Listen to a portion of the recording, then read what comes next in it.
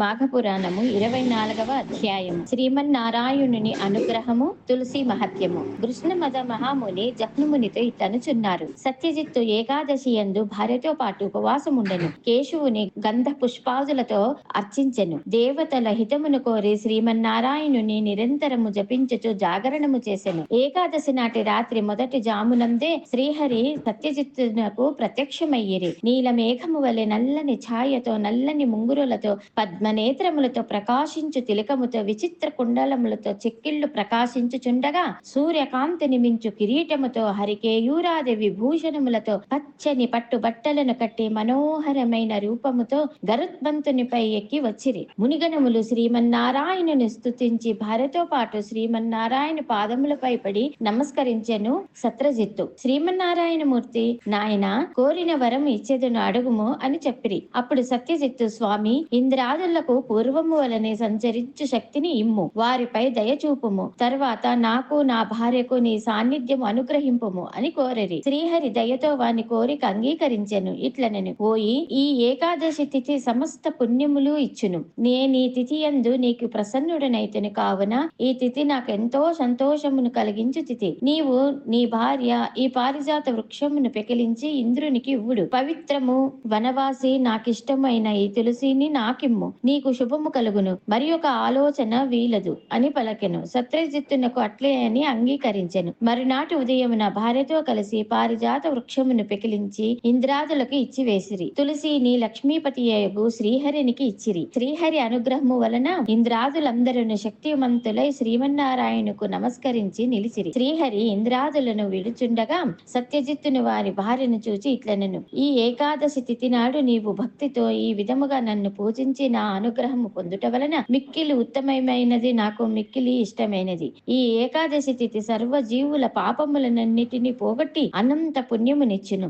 బంధమతులైన మానవులు ఈ విషయమును గమనింపలేరు. పాడ్యము నుండి 10 దినములను యథాప్రకారము భుజించి ఏకాదశి నాడు ఉపవాసము జాగరణము చేయవలెను. జాగరణముతో పాటు నా స్మరణ చేయువారు నా సాన్నిధ్యమును చేరుదురు, ఇహలోకమున సర్వ శుభములను పొందుదురు. నాకు సంతోషమిచ్చిన ఈ తిథి ఉత్తమ సంభావన ఇచ్చి వేల కొలది అశ్వవేదములు చేసిన వచ్చు పుణ్యము వచ్చును. ధర్మవేత్తలకు మునులను ఈ తిథి మిక్కిలి పుణ్యప్రదమని అందరు. 12వ రోజున దేవతలకు మరలా శక్తి పుష్టి కలుగుటచే ద్వాదశ తిథిని ప్రాణదాయిని విష్ణు ప్రియ అయని అందురు. జ్ఞానము చే ఏకాదశి యందు భుజించు వారు మహాపాపములు అందురు. దశమి నాటి రాత్రి భోజనమును మాని ఏకాదశి నాడు 2 పూటల భోజనం మాని ద్వాదశి నాటి మధ్యాహ్నమున ఒక వారు భుజించిన ఆనాటి రాత్రి భుజింపకుండా ఉండిన చాతుర్భక్తావర్జితమైన ఏకాదశి ఉపవాసమని అందరు. ఈ ప్రకారము చేసిన ఉపవాసము సంపూర్ణ ఫలమునిచ్చును. పుణ్యప్రదమగు హరివాసరమున ఉపవాసము జాగరణము చేసిన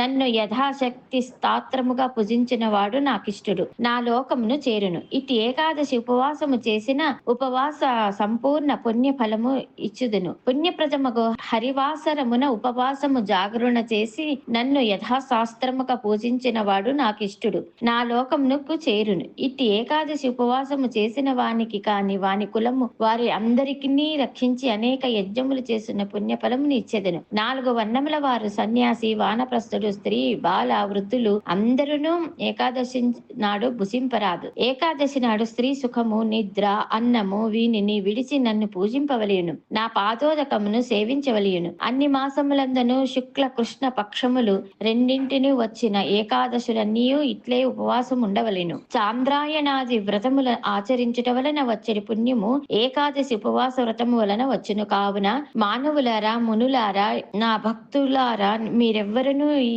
ఏకాదశి నాడు అన్ని మాసముల యందును 2 పక్షముల యందును తినరాదు. ఇది సత్యము. ఇట్లు ఉపవాసము చేసిన వాడు నా లోకమున చేరి నన్ను పొందును. ఇది తథ్యము అని బిగ్గరగా పలికెనని కృష్ణమదని జహ్నుమునికి వివరించెను. కృష్ణమద మహాముని జహ్నుమునితో ఇట్లనెను, శ్రీమన్నారాయణుడు ఏకాదశి వ్రత విధానమును మాత్యము వివరించి ఇంద్రాదులతో ఇట్లనెను, మీరు ఈ పారిజాత దివ్య వృక్షమును తీసుకొని మా నివాసమైన స్వర్గమునకు వెళ్ళుడని చెప్పెను. ఇంద్రాదులు శ్రీహరి చెప్పినట్లు పారిజాత వృక్షం తీసుకుని స్వర్గమునకు పోయిరి. వారందరూ వెళ్లిన తర్వాత తులసి శ్రీమన్నారాయణుతో ఇట్లనెను, స్వామి, నీ పాద పద్మములు అంద ఆసక్తి కలగ నన్ను దయచూపుము. నాకు నీవు తప్ప మరి ఒక గతి లేరు. నేను నీ పాద సాన్నిధ్యమునే కోరుకొందునని పలికిన తులసి మాటలను విని శ్రీహరి భూమి యంద అమృతము వలన పుట్టిన తులసి నీవు నాకిష్టురాలవు. నా వద్దకు రమ్ము. నేను నా హృదయమున ధరింతును. సందేహము వలదు. నీవు పవిత్రురాలవు. పవిత్రతను కలిగించుదానవు. పాపనాశిని తులసీ దళములతో కలిగియున్న నిన్ను చూచిన వారు గంగా స్నానము చేసిన వారి వలె పవిత్రులగుదురు. అమృతం నుండి పుట్టిన తులసి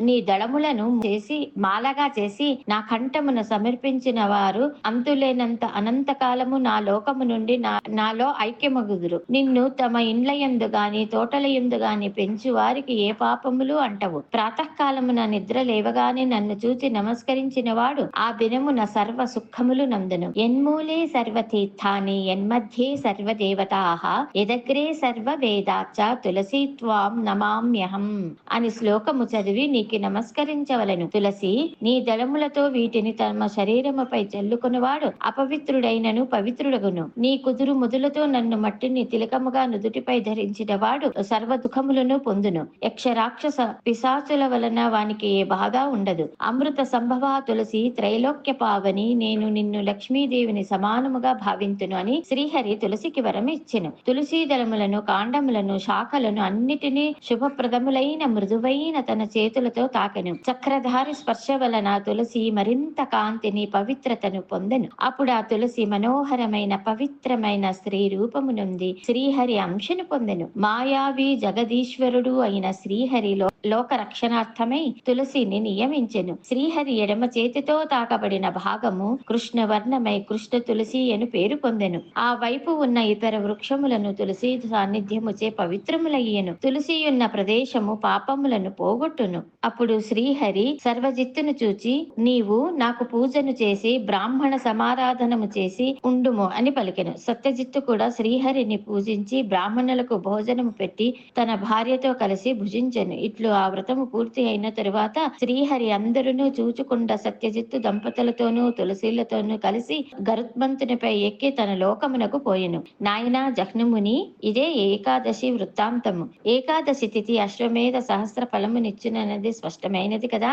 అన్ని ఏకాదశులలోనూ మాఘమాసము వందలి వచ్చే ఏకాదశి మరింత శుభప్రదము. ఆనాడు ఉపవాసముండి శ్రీహరిని పూజించి జాగరణ మంత్రానుష్ఠానము స్మరణము చేసిన వారు శ్రీహరికి ప్రీతి పాత్రులై సాలోక్యమును సాయుధ్యమును పొందుదురు. ఏకాదశి నాడు ఉపవాసము, ద్వాదశి నాడు పారణ ముఖ్యము. ఆనాడు బ్రాహ్మణులకు భోజనం పెట్టి యథాశక్తిగా గోదానము, భూదానము, వస్త్రదానము, సువర్ణ దానము, సాలగ్రామ శిలాదానము మున్నగు తమ శక్త్యానుసారము ఉత్తముడైన బ్రాహ్మణులకు ఇవ్వవలెను. అట్టివాడు ఇహలోకమున చక్రవర్తి అయి తుదకు శ్రీహరి సాయుధ్యం పొందును. ఇట్టి పవిత్రమైన కథను వినువారును శ్రీహరి కరుణా కటాక్షము నంది విష్ణువును చేరుదురు. నిస్సందేహముగా చెప్పుచున్నానని కృష్ణమద మహర్షి జహ్నుమునికి వివరించిరి. సర్వే జన సుఖినో భవంతు.